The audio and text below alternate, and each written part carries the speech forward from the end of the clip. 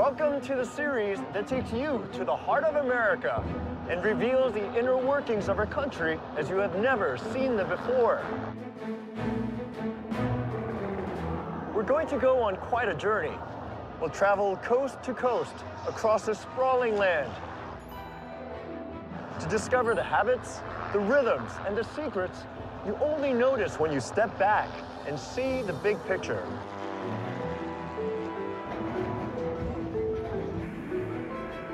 I'm Yul Kwon. I've worked in law and government, business and journalism. I've even won the reality show Survivor. And in every part of my life, I've been fascinated by the same things: systems and networks. None have shaped us more profoundly than the ones we use to manufacture, to build the things that fill our lives and fuel our economy. Whoa, this place is hot! In this episode, we'll uncover a revolution, a transformation that's well underway, reshaping who we are and what we make. We'll enter a surprising world of constant change, ruthless competition, and relentless innovation. I love the robots. Yeah.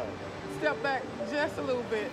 From the simplest steel screw to the sleekest new car, from a tiny silicon chip to a behemoth aircraft carrier. We'll explore the interlocking chains of supply and demand, part and assembly, material and manpower that make our country work.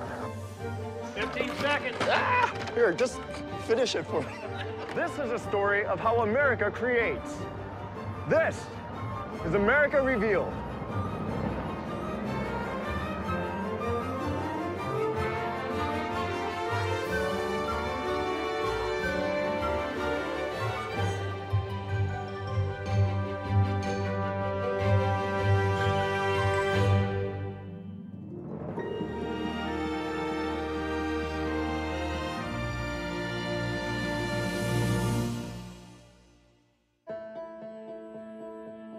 America Revealed is made possible by the Corporation for Public Broadcasting and by contributions to your PBS station from viewers like you. Thank you.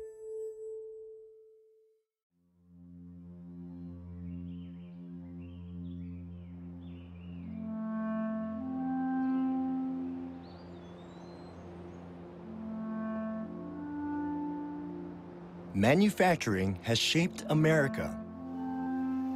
From shore to shore, our identity has been defined by the things we make and the way we make them. But manufacturing is not what it used to be. And this place shows why. This is Savannah, Georgia. It's been a trading center since colonial times. And today, it's one of the fastest growing ports in the United States. Things have changed since the days of settlers, corn, and cotton. These giant ships come here from all around the world, filled with all kinds of manufactured goods, like computers, ovens, flat-screen TVs, and even American flags. We used to make these things ourselves. Now they can be made more cheaply abroad, so we import them, packed tight inside these containers. We import so much, in fact, that these docks are loaded with more than $130 million worth of goods. And they won't be here for long. Because this port runs 24 hours a day, 7 days a week. So before you know it, every container you see here will be gone, headed off to stock America's stores. These ships will be gone too, but what they take with them may surprise you, because when they go, they'll be filled with America's biggest export. And it's not TVs or computers or ovens. It's something else. This is the only warehouse in the port that stores American-made goods. It's the size of 7 football fields. And right now, all it holds is paper. Rolls and rolls of paper. That's because we ship more containers of paper to the world than anything else by far. And one man is responsible for keeping it all moving. So Larry, everything in here is going to be exported out of the country? That's correct. Here, in this particular facility, we do nothing but export paper. Larry Gerkes manages this warehouse. He knows where all the paper comes from, where it's going, and why. It's going to go to Asia, parts of Europe. A bulk of this goes to China. And what do they do with all this paper? Well, it comes right back to us in boxes. All these different electronics that we import from China is boxed up with this paper we send over to them. So all this paper is going to China. They take it, they make it into boxes to package all the stuff That's to import correct. back into this country. That's correct. So it's just kind of going back and forth. That's right. Well, I would say you hit it on the nail. Looking around, this place seems like a sign of troubled times. Paper is what's called a low-value good. It's a product, unlike, say, a television, that's worth little more than the raw materials that go into it. So for many of us, this is an unsettling picture. A picture of a country that's importing more than it's making. Of a manufacturing system that's dying. But if you look beyond this port, you'll see something very different. Manufacturing is not really disappearing from America. It just doesn't look like it used to.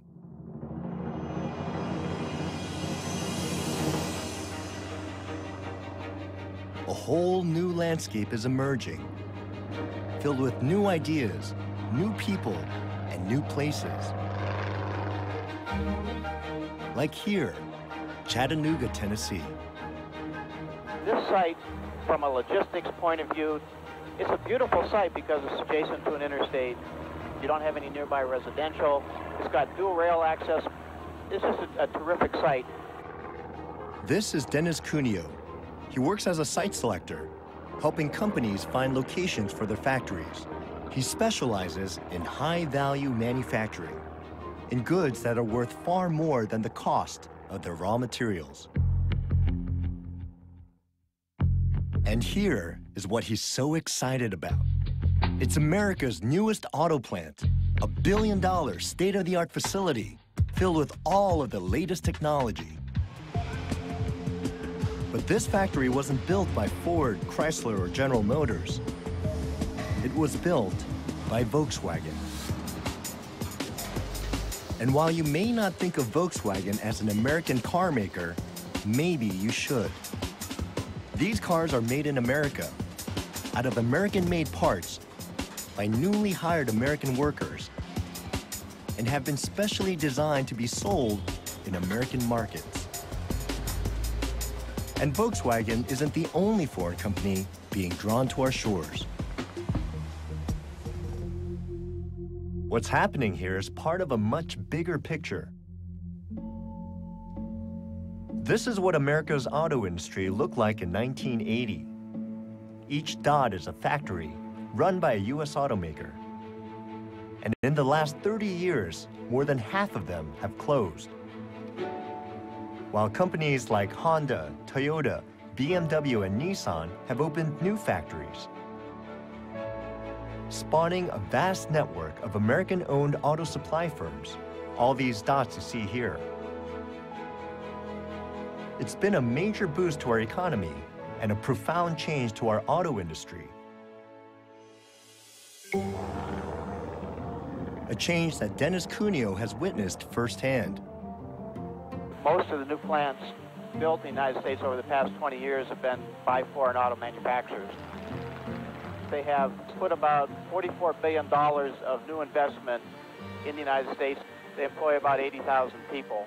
I think a lot of people would be surprised by that because I think the common assumption is that all these manufacturing jobs are going overseas to places like China. The labor-intensive, low-cost, low-wage cost jobs are going to China. But the high-value-added jobs are still staying here, and the fact that this large multinational corporation, very sophisticated, can build these cars anyplace, has chosen to put a $1 billion investment here, tells you that the United States is still a good place to build stuff, especially high-value-added stuff. There's one obvious reason that America attracts this kind of investment. We're a huge market. We buy more than 12 million cars a year. But there's another reason that's far more significant. Our factories are in the midst of a revolution. They've embraced a new way of thinking about manufacturing, one extraordinarily focused on efficiency. And here at Volkswagen, you can see that thinking in action. Businesses have always cared about efficiency, but this place has put efficiency on steroids.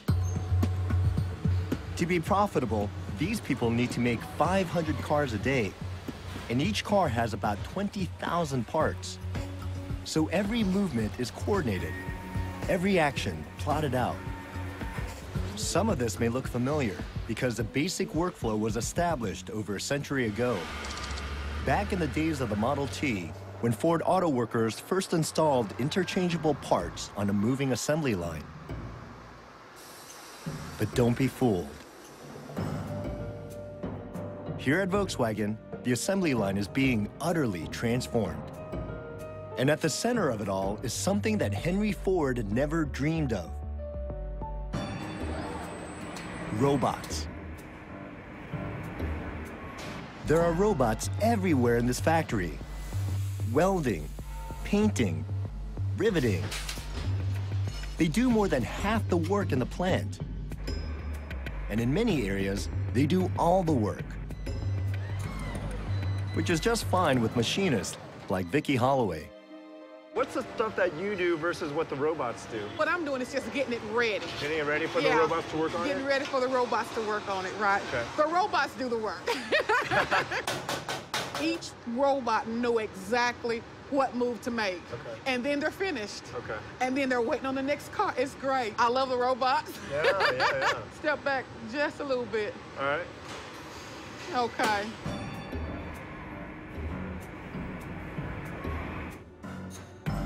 Robots do things that are dangerous and difficult, things that require tremendous precision, and they do them fast. The result? Incredible efficiency, but many fewer jobs. It's caused a radical shift in the way our country works. 20 years ago, American manufacturing looked like this. Each dot represents 1,000 factory workers. Today, a third of their jobs have disappeared. And in some places, that number is even higher. Detroit has lost almost half its manufacturing workforce. This is why many people think America doesn't make anything anymore. But that's not true. Because if you look at our country in terms of production rather than employment, you'll see something very surprising. These bars represent the value of what American workers made in 1990. And this is what they make now, nearly twice as much. Over $1.7 trillion worth of goods each year, more than China, Germany, Japan, or any other country on Earth. We've entered a new era of hyper-efficiency. Our factories are producing many more goods with fewer people. And all this has resulted in a new kind of auto worker. You're yellow, I need a red. To understand this new worker better, I've come to Volkswagen's training center. All right. It's the first stop for all their new employees. And today, training starts with a game. So I want 10 trucks, 7 minutes, push system. Ready? Go. The man in charge is Albert Grazer, Volkswagen's master trainer, part philosopher, part drill sergeant. Got a minute into this, I don't have a truck on the table. He's put me on an assembly line with 5 other people and given each of us a simple job. The idea is to see how we can do it better. Putting together 10 in 7 minutes sounds easy, but it isn't. Everybody's struggling, that seems to be the whole point of the game. All right, he's waiting on you. This is stressful. It's stressful. It ain't easy. 2 minutes and 4 seconds. We got our first truck. We need 10. We need to go. You see this here, right? I've got 3 trucks, 3 trailers waiting for cabs. Sir, yes, sir. We've got 40 seconds left. We have 30 seconds left. 15 seconds. I'm the holdup. Come on, I need another truck. Here, just finish it for me. All right, time. Time, everybody stop. All right. In the end, Albert doesn't really care if his new employees can build toy trucks. He wants them to understand how the factory works so they can improve it. This gentleman, as he was putting the rims in a tire, he would pick this up from here and set it on there and push that down. There's no value in that. The time that it takes him to pick this up and put it back and forth is unnecessary in that. What I want him to ask me for is to recognize that if this was permanently mounted there, he could completely eliminate them steps, saving a lot of time. That's a little bit counterintuitive for me because I always thought the whole industry was moving towards automation and that the role of the individual is slowly diminishing. But what you're trying to do is sort of the opposite. You're trying to empower these employees. Yes, because robots can't think for themselves. Somebody still has to program the robot. Somebody has to tell the robot what it needs to do. And the only way we're going to know that is to get people to recognize where there's waste. The lessons Albert is teaching his workers echo well beyond these walls. They're part of a new philosophy that's impacting every industry in America, including one of our most dominant.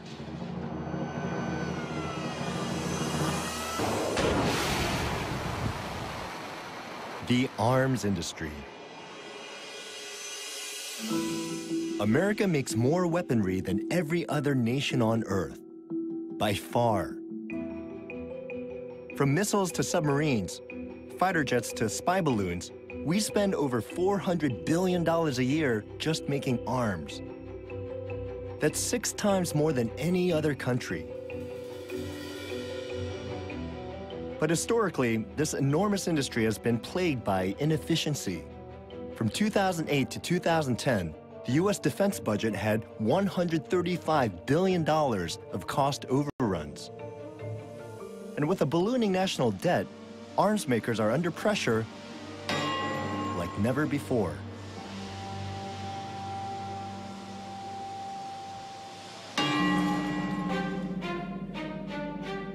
This is the USS Gerald Ford, a nuclear-powered aircraft carrier lying in a dry dock in Newport News, Virginia.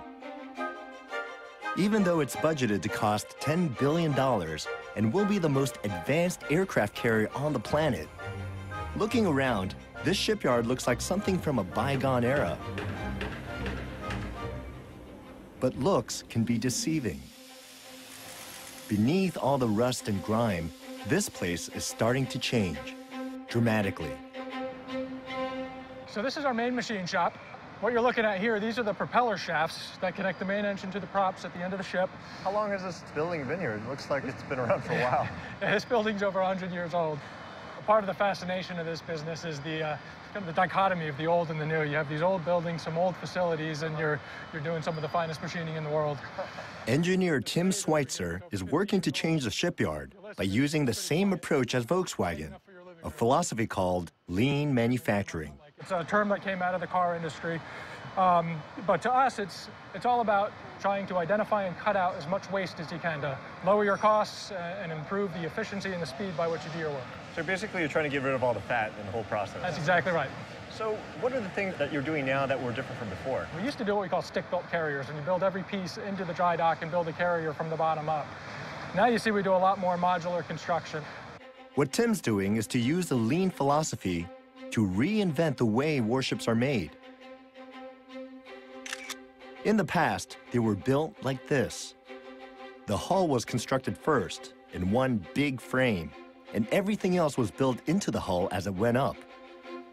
The work was slow, complicated, and cramped. This is how ships are built today, in hundreds of separate pieces spread out across the yard. The site is now so sprawling that foremen like Lawrence Darden have to ride bicycles across it. because it takes too long to walk. So Lawrence, what do you and your crew do here? What I do is similar to putting a house together. You know, you got your home, you got different rooms, and I put all the pieces together until we complete the whole ship. It's very cost efficient, and it saves a lot of time. To keep Lawrence and his crews as lean as possible, the engineers here have developed their own computer software, a kind of virtual reality blueprint system that allows designers like Brian Anderson to plan the installation of each piece of the carrier. Commercial shipbuilders have been using this type of software for years, but in this tradition-bound industry, it's revolutionary. The predecessor of the Gerald Ford was done in pen and ink. So they would draw ink and vellum, and they would draw the drawings. The problem with the ink and vellum was the guy designing the piping system would pretty much design in a vacuum. He wouldn't know what everybody else was doing. And that's exactly what the 3D product model gives you, is you get all of the systems in the space at one time, and you start to see where the systems interact and where there are fouls. Okay. So this piping system designer, he'll be able to see, do I clear this fire main system? And this prevents you from finding mistakes too late downstream. Correct. The main thing of it is when we find him here, it's much more efficient to correct him where there's still digital data before we're actually cutting the steel. It's too soon to tell if the carrier will come in under budget.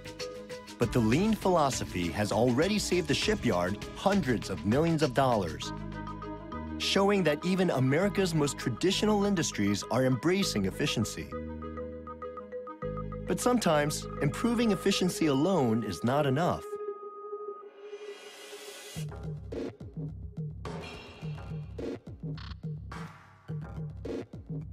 To survive, some industries have had to abandon everything they do and radically reinvent themselves.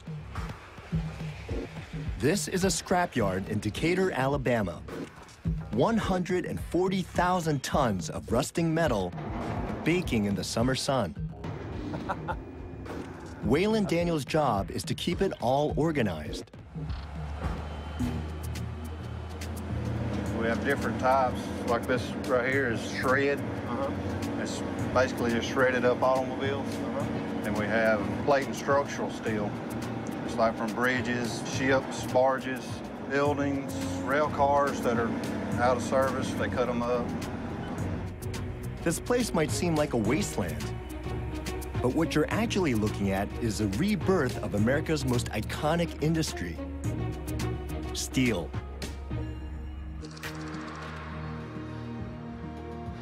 For more than a century, we were the greatest steel-making nation on Earth.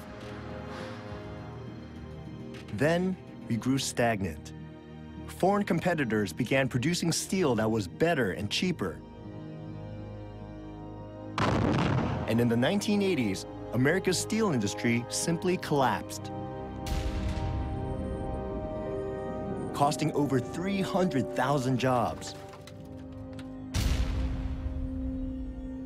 But looking among the ruins, one tiny company saw an opportunity and seized it.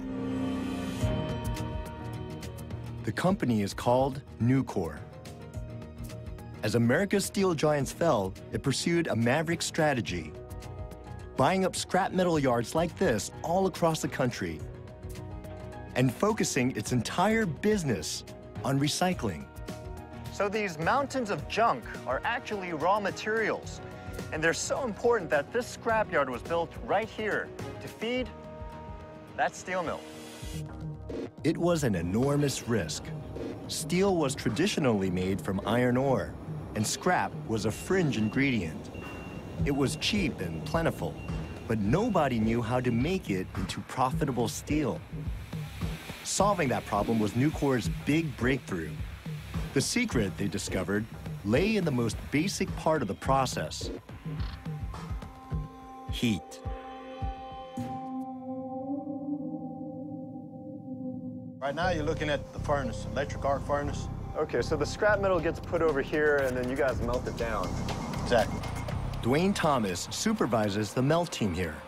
His job is to make sure that each load of scrap is heated to a precise set of specifications, which means he's constantly on the move between a tiny air-conditioned control room and the 3,000-degree furnace. Whoa, Quincy, Some people do, I haven't yet. I just got used to being hot and sweaty all the time. This electric furnace is key to Nucor's innovative strategy. In a traditional steel mill, furnaces are powered by burning fuel and can take days to reach the right temperature. This furnace, which is heated by electrodes, can power up or down in a matter of hours, providing flexibility never before seen in this industry. Is that the electrode? That is the electrode. So basically there's a big electric current running through that thing. Right, but all around the electrode, it's insulated, so the electricity is directed into the steel. This furnace makes Nucor highly competitive. Unlike a traditional mill, they can make steel to order at a moment's notice. Which means that the scrap that Dwayne's melting now won't sit idle for long. Before the day is over, it will be poured, rolled, cooled, and stacked for delivery to the customer. So what was rusting junk in the morning is ready to be transformed into a bus, tank, or refrigerator by evening. The process has been a game changer for the entire steel industry. It's made Nucor the most profitable steelmaker in the country and one of the largest recycling businesses in the world. Nationwide, they recycle 1 ton of scrap every 2 seconds. They're a triumph of American innovation, and they're not the only ones out there. This is Chandler, Arizona, home to what is perhaps the most innovative manufacturing site on Earth, an Intel microchip factory. If you own a computer, chances are good that its brain was built in here. 1 foot in, all the way through. It's extraordinarily difficult to get into this place because Intel is obsessed with cleanliness. Back a little bit further. There you go. I have to put on what they call a bunny suit to keep dust away from the microchips. It means I'm spending more than an hour just preparing to enter the factory. But nothing can really prepare me for what I find inside. It's like I've stepped through a time warp into some sci-fi future. There are little robots running all over the ceiling, vents on the floor filtering air to keep the place thousands of times cleaner than a hospital operating room. And there are machines everywhere, manipulating chips that are layered with circuitry that's infinitesimally small. When I first started, I could look through a microscope and actually see the printed features. And you can't even see You it can't through a even microscope do that. anymore. Not on a regular one, no. Tammy Westall is one of the top engineers here, and even she struggles to simply describe the size of Intel's chips. A human hair is 80 microns. 1 micron has 1,000 nanometers in it. We're printing here 32 nanometer technology. So imagine that. You take a micron, right, which your hair is 80 of them, and you even slice that down even further. It blows my mind. But even though most of us don't understand the details, as Intel has made its chips ever smaller, they've changed our world. In the early 1950s, before microchips, computers were the size of a house. They were powered by circuit boards as big as your hand, and they could only perform basic arithmetic. Then came Intel. Over the last 4 decades, they've built chips that are ever smaller and ever more powerful, increasing the strength of our computers by a factor of 1 million. And they built something else as well. A brand. Think about it. You and I don't buy microchips. We buy computers that hold them. Yet we all know the Intel name. It's one of the most valuable brands on Earth. But Intel can't afford to rest on its laurels.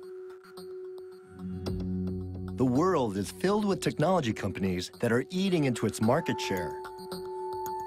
To stay on top, Intel must continue to innovate.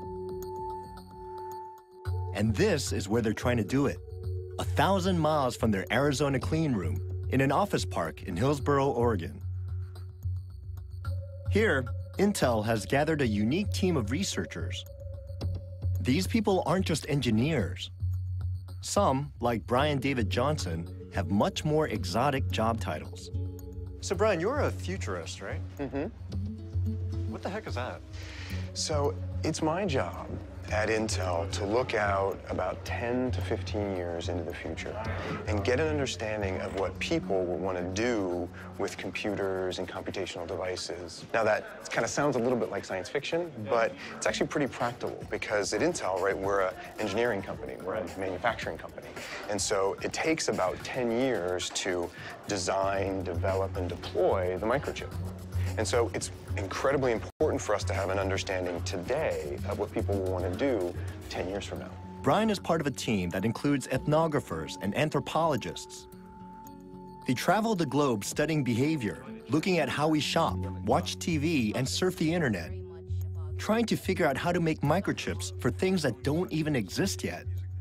If people are watching internet video, if people are watching broadcast video, if people are watching all of these things, as Tony was saying, how do you combine all of those together? This isn't my idea of what a manufacturing company looks like, but that's the whole point. To keep its brand strong, Intel has had to step back from its hyper-clean plants and microscopic production techniques, back into this world, where the things that you and I do every day hold clues to help them keep pace with the market. It sounds daunting, but this is how manufacturing evolves. Companies try things. Some fail, but many succeed. And all across America, I found companies thriving in surprising ways, sometimes in the most unexpected places.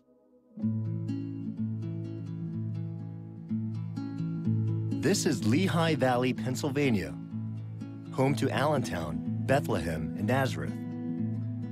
Once a cradle of industry, the valley is now at the heart of America's Rust Belt.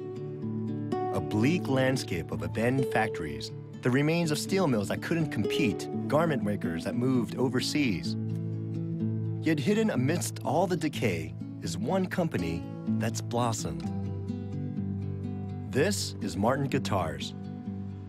If you're a musician, it's as powerful a brand as Intel. Name an artist, they've probably played a Martin. From Hank Williams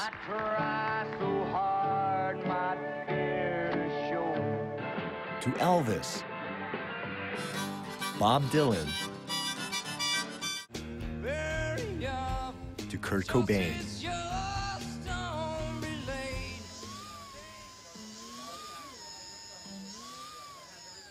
But while companies like Intel have built their brand by looking into the future, Martin has done it by staying true to its roots.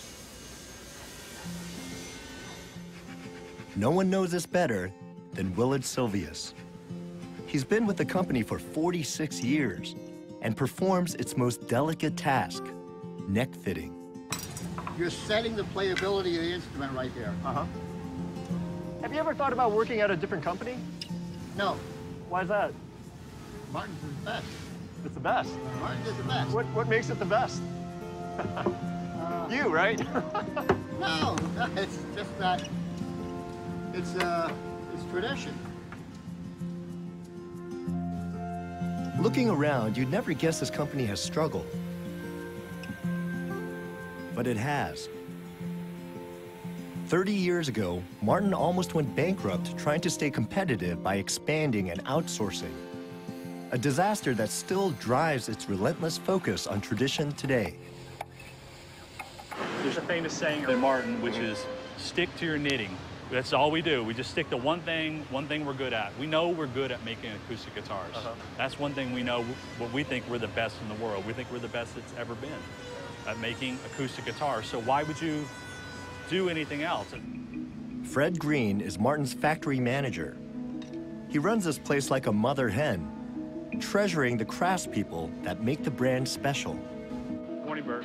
Hi, how are you? How are you today? Okay, how about you? Hello, hi. Nice to meet you. Every morning, I come in and grab a cup of coffee and just start wandering the floor and saying hi to everybody. How you doing? Some people say hi, some people don't. They get really focused on what they're doing. So they're really into their job. Oh they're my God. perfectionists. OCD to the max around here. I mean, everybody is just, if it's just not perfect and just right, they just can't let it go. It seems like you could maybe automate a lot of this stuff, right? I mean, if you can figure out the specifications for the best guitar, couldn't you just replicate that using machines? Absolutely not. Absolutely not. I play other people's guitars, you know, and you know it's a machine-made guitar. The moment you pick it up and the moment you start to play it, you can get a cold feeling from guitars that feel too machined. Right. And guitars where somebody's sitting there and they're shaping that brace, and it's just a little bit different than the last one. You know, they're in the same spec, let's say, but it's just a little bit different. Fred may seem old-fashioned, but he's developed a clever business strategy.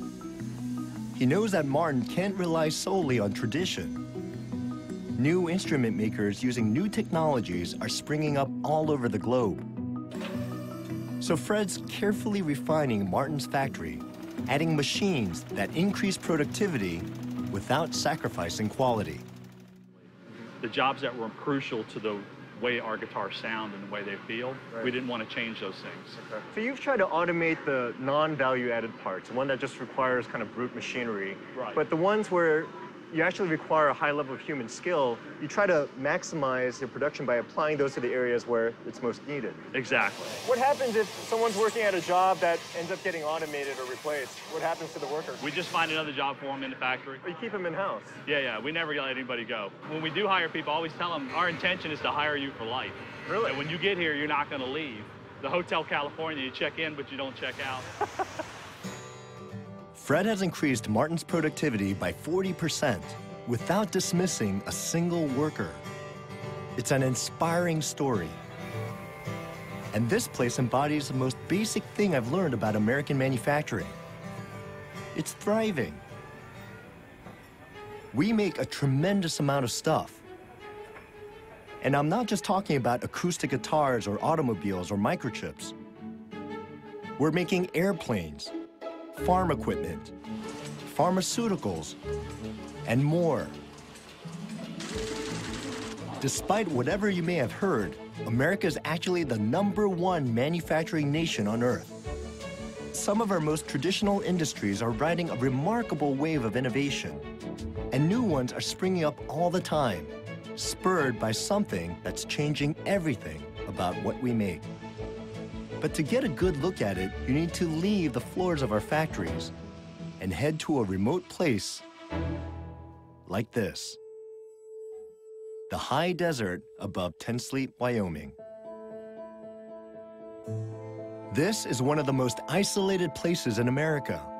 About 2,000 square miles, dotted with a handful of towns, none with more than a few thousand people. It's a stark landscape with one striking feature. This narrow trench that's being cut into the ground. You see, this trench is as important to manufacturing today as the railroads were in 19th century America.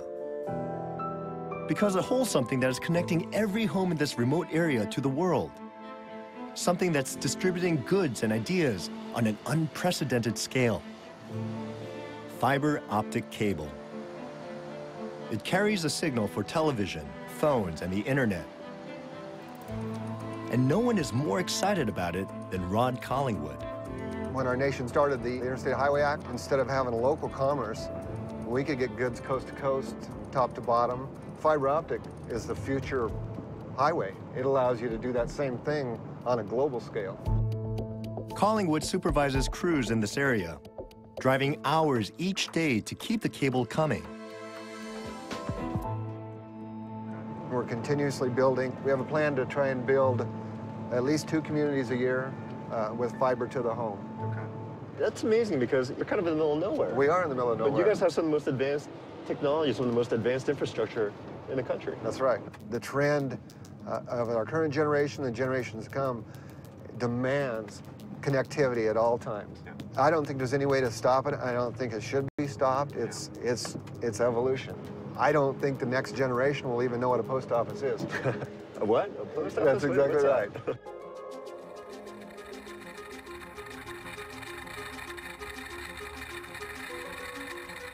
Rod's crews have laid over 600 miles of cable. And that's just one small part of a communications revolution that's unfolding all around us. The end result is that virtually every corner of America is now connected to the entire world. If I pull up a website on my cell phone, my request will travel to that tower and then down to a fiber optic cable underneath. And from there, it travels to a routing station nearly 200 miles away, a station that can send my request anywhere by integrating it with a vast network of wireless towers that cover the country, connecting almost everyone.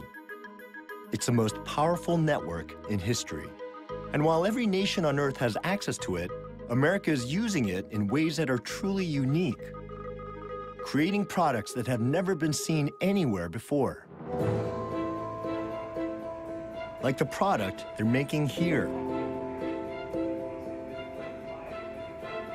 This is the engineering department of a company that's worth nearly $80 billion. A company that's growing by 100% each year, while building a product that no one had even heard of a decade ago. Facebook. The whole thing started in a college dorm room, and if you look around, you might think you're still in college. The walls are covered with graffiti. People come and go at all hours and play games whenever they please. It all shows just how much the internet is changing what America makes, creating a new economy where the raw materials aren't things we take from the earth, they're ideas. The internet is this amazing distribution vehicle to get people's ideas into people's homes and workplace. Mike Schrepfer helps run this place, and he knows better than anyone how Facebook embodies a new kind of manufacturing. A lot of people used to think of engineers as people who would build things that you can hold, right? Like cars or like radios. But all your engineers are building something that people can't necessarily touch. So I think it feels more ephemeral because you don't get a box shipped to you. But the really interesting technical challenge for people here is, every Facebook experience is totally unique. So when you log into Facebook, you get an entirely different homepage than when I log in, because it's all based on who you're connected with and what they're doing. And we're trying to present you kind of your personal newspaper of here's what you might find interesting today going on in your friends. And so that's a totally different experience for every person on the site. This philosophy is key to Facebook. It may seem like a simple website, but it's really a completely new type of product, and the response has been overwhelming. We obtained data showing how a single Facebook friend request, this blue line you see here, can link someone in Chicago to someone in New York, to people all over the globe, in an ever-expanding network. In fact, if you friended every person on the site, you'd have 800 million friends. That's twice the population of the United States. And of course, Facebook isn't just about friends. It's a commercial empire. Almost every company uses it as a marketing tool. It's even started offering software called Facebook Platform that allows anyone to launch a business online. From gamers to retailers, Platform has created thousands of new companies and billions in revenue. We have hundreds of thousands of developers, and people are actually, there's jobs now that are created around building around the Facebook platform. Dave Fetterman is one of the engineers who was recruited to build the platform. He was drawn to Facebook by the chance to create something totally new. Creating something isn't just about putting pieces of material together. It's also about something showing up today that wasn't there yesterday and improving on that. Do you feel like what we're manufacturing sort of virtually is just as valuable as what we used to make the old traditional way? I think that's absolutely true. I come from actually a factory town where we actually, in York, Pennsylvania, we make tons of Harley-Davidsons, and the Caterpillar plant used to be there, and thousands of workers. But the thing about Facebook is the kinds of things we're creating here, it doesn't require all that, because the internet, moving bits, is essentially at this point free, and anyone has the tools to build stuff on the internet. This is the ultimate promise of the internet age. To succeed, all you need is a good idea. Ideas have always been a fundamental basis of manufacturing. Now, they're becoming the main thing. Want to see proof? Just look outside the offices of Facebook to the neighborhood that surrounds it, Silicon Valley. 70 years ago, this is what it looked like. 600,000 acres of farmland on the fringes of Stanford University. What changed? Everything. The Valley is now home to Apple, eBay, Google, and countless other companies that are world leaders simply because of the ideas they've nurtured. It's a testing ground for visionaries. We all celebrate the successes and mock the failures. And no one knows what's coming next. This is Willow Garage. It could be Silicon Valley's next big startup. They make robots here, but not like any I've ever seen.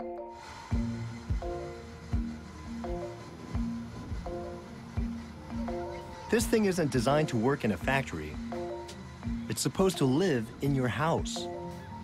It's called personalized robotics. It's about figuring out what robots can do for us in our everyday lives. Some of these robots have been taught to fold laundry. Others to bake cookies. And this one? Well, this one has learned a particularly useful skill. Well, thank you, sir. Do I have to give it a tip? Behind it all is a very unusual business strategy. The software that powers these robots is free. You can download it at home right now. And if you run a research lab, you can buy one of these things at a significant discount. Because in the short term, Willow Garage isn't trying to make a profit. Its goals are much more ambitious.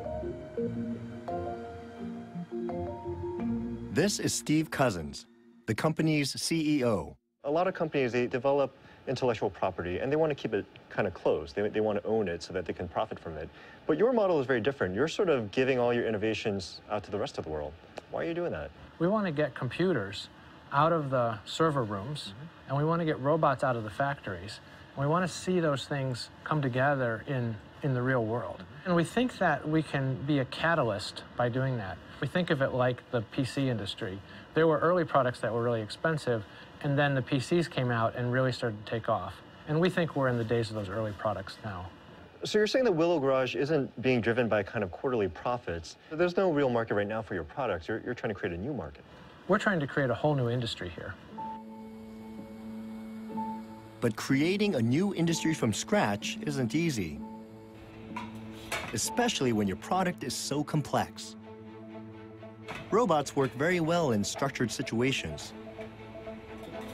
That's why they're so useful in factories. But in the ever-changing environment of the human home, robots struggle. Take that. I just took my piece off the table. See, the robot's cheating. So Willow Garage is constantly revising its work, trying to make their robots more sensitive and adaptable. Wait. Oh, nice. Okay, okay. Okay, this procedure gets the gripper stuck here. It's a huge gamble, and there's a very real chance that the company will totally fail. But there's also a chance it will become the next Apple or Microsoft. And that's the point. Risk is what drives this place. Willow Garage is risking a fortune because the reward is potentially immense. They could change the world. And while success sometimes seems a long way off, it's amazing what they've already accomplished. I never imagined I'd see anything like this. And it's really just part of a much bigger picture. When I started on this journey, I thought American manufacturing was dying. I'd heard that our jobs had all gone overseas, that we didn't make anything anymore. But there's another story out there, a very different story. And from the first moment I flew above a factory, I started to hear it. American manufacturing is still number one. It still accounts for 12% of the U.S. economy, employs about 11 million people, and it spurs a lot of other spin-off jobs that are important to the economy. And I can't imagine an America in which the manufacturing sector is not robust. Everywhere I went in this country, I saw how true this was. It starts here and then ends up back here. We're taking the old and making the new. We can do it faster, better, and cheaper than anyone else. And what this means to everyone else in the world is you can go out now and buy a laptop for a few $100s. You couldn't do that 10 years ago, and that's incredible. I don't know how they can say America don't build things anymore. We do it every day. There's a lot of planning, a lot of thinking, a lot of hard work involved, but as you can see, that's a good view of it right there. America still builds things. American manufacturing is enduring a tremendous upheaval. Jobs have been lost and companies destroyed. But my journey surprised me. Where I'd expected to see things falling apart, I found them being built. Looking for weakness, I found strength, over and over again. It's a misconception that America is not making things like it used to. So maybe we produce less physical things. But in terms of innovation, I mean, where does Google come from, right? Where does Facebook come from? Where does any number of new, the internet, right, comes out of this country? And it's not like that was an accident, right? It's a way that we think about things. A revolution is unfolding all around us. Our factories don't look like they used to. They require fewer people and make different products. But we manufacture more now than at any time in our history. And there's absolutely no reason to think we'll stop.